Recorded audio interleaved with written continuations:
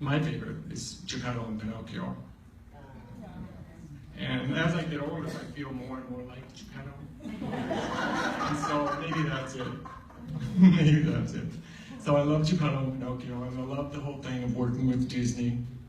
And to think that I would be looking at that movie when it came out when I was little, and then later making dolls of it, I mean, it's like a dream, right? So that's a definite favorite of mine. Susan, you favorite doll? My favorite is whatever one is being produced that's going smoothly.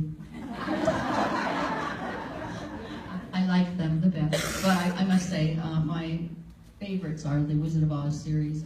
I'm most proud of our work on those. I think they're the most successful, challenging things that we've done in our career, and I'm really looking forward to doing Glinda, and she's coming very soon. We've been asked that question. So Glinda, hopefully this year, and then she'll probably be my favorite. Well, I also love the Wizard of Oz series because I think we really broke new ground with that. We did so many things we've never done before, and it's exciting to see it all coming to fruition. So I agree with Susan as far as that's concerned. What is your favorite animal? That's a difficult one. It's not a teddy bear. I thought Turk, the goat that came with the Heidi series, was kind of a fun thing. And the technique we used to wind his horns with felt and different things that we come up with. Mainly Susan comes up with a lot of those things. And that's a nice little animal that we did that I'm proud of. Do you have one?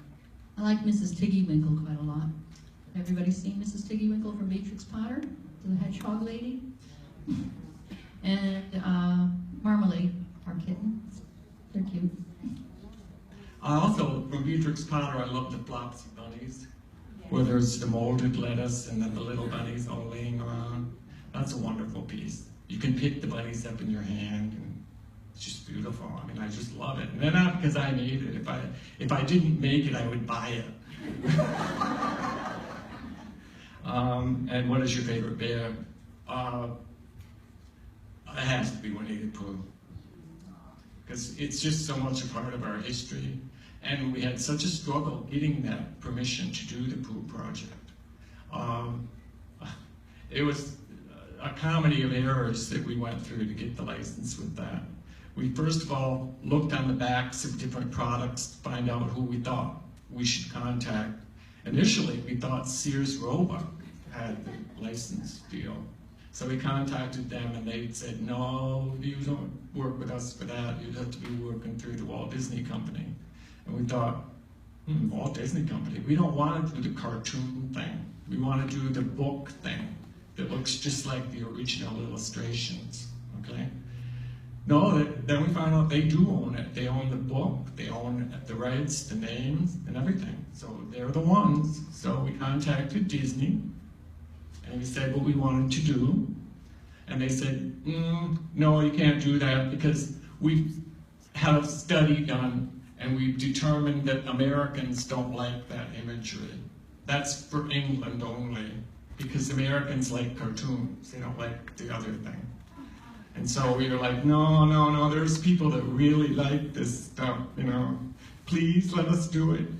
They said, no, you can't. No. Back and forth, and then finally they said, okay, you can do it, but only for England. And we were like, that's no good. All of our accounts are in the United States. So back and forth. Finally, I think they just threw their hands up in the air and let us do it. And so that's how the Pooh license came about.